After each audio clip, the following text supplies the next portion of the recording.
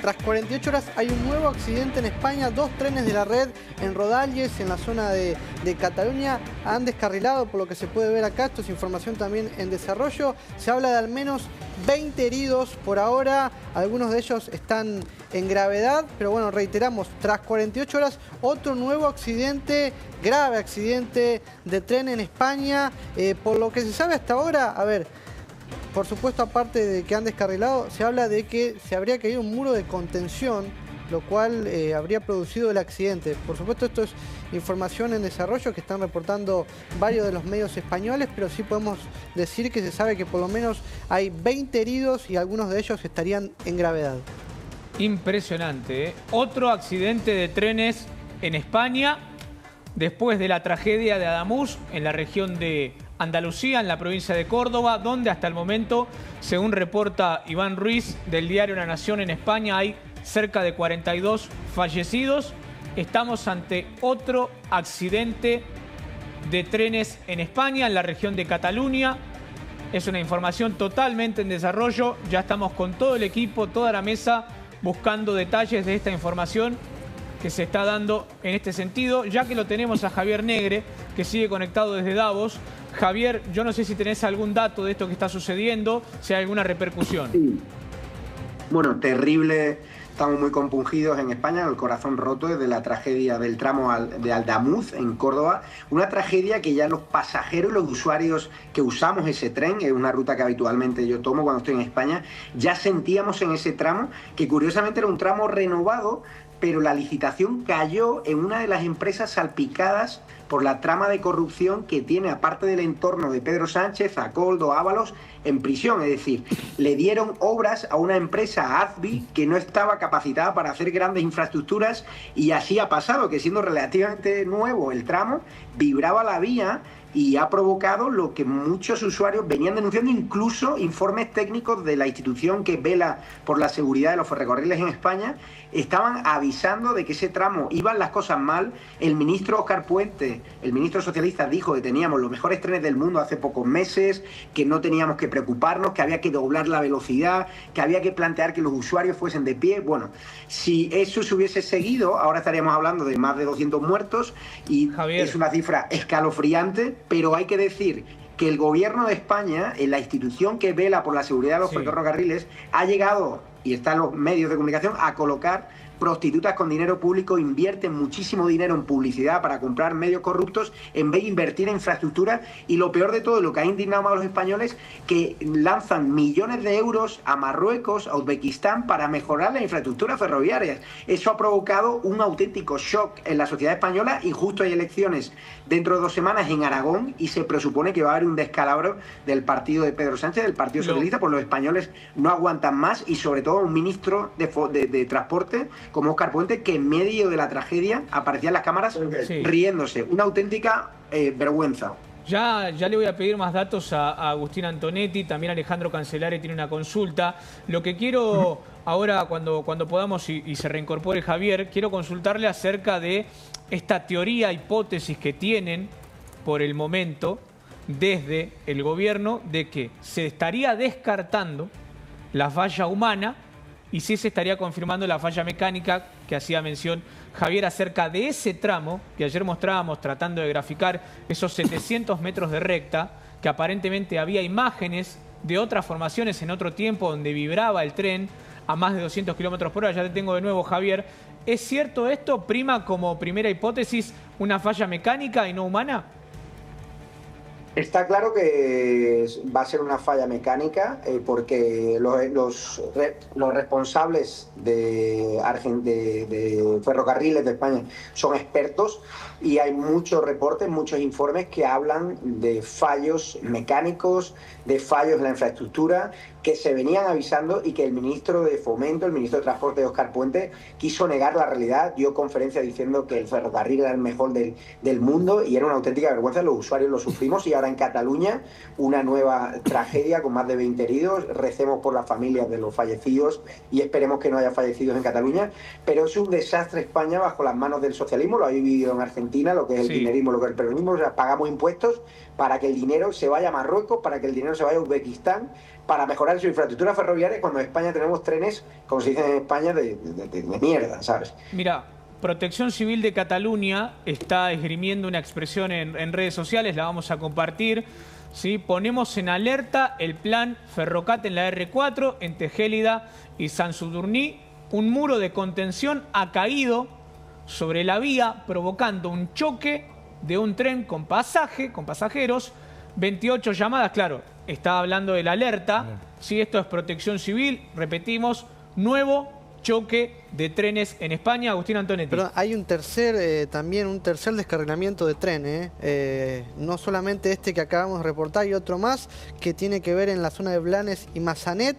En este están diciendo, de hecho ocurrió antes de este que estamos reportando, pero no hay heridos, por lo que se puede leer acá. No es tan grave como este que estamos reportando, pero sí podemos hablar de que ya son 3. El de las que ocurrió hace 48 horas, este de recién, que es el más grave, y hubo otro hace algunos minutos antes en la localidad de Blanes y Massanet. Es decir, un choque de trenes hace 48 horas, 2 accidentes de trenes en este momento, según reporta Agustín, se suma al de Cataluña uno más. Javier, Alejandro Cancelare, vos tenías una consulta. Sí, buenas tardes. Hoy escuchaba a un especialista decir que también las vías empezaron a ser utilizadas por otros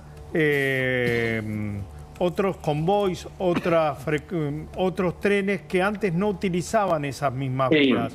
Es decir, que se amplió, perdón, para graficar para los televidentes argentinos, que de una vía que podía utilizar una empresa o 2, ahora la están utilizando muchísimas más, no sé si 10, 15, 5, pero como se abrió eso...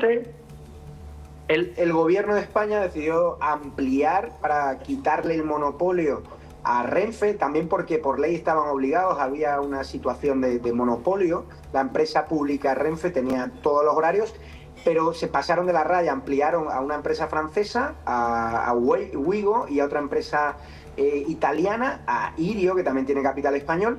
¿Y qué pasa? Que donde pasaban antes 10 trenes o 12 trenes al día, ahora pasan 38 o 40. Bueno. Hay una sobrecarga, claro, y esa sobrecarga no estaba especificada en la licitación de la infraestructura de ese tramo de Aldamuz, que fue licitado a dedo una empresa que no era la mejor del mercado, porque supuestamente estaban pagando prebendas a cargos del PSOE, corruptos, que algunos de ellos están en prisión y que se está investigando judicialmente. Siempre hay que respetar la presunción de inocencia, Javier, pero justo el tramo que ha fallado es justo la empresa salpicada por la trama de corrupción, empresa AZBI, de capital español.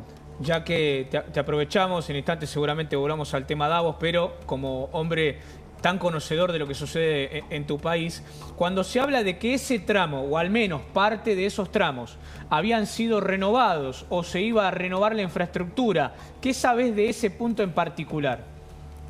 No, el punto de Aldamuz ya se había hecho una renovación de la infraestructura.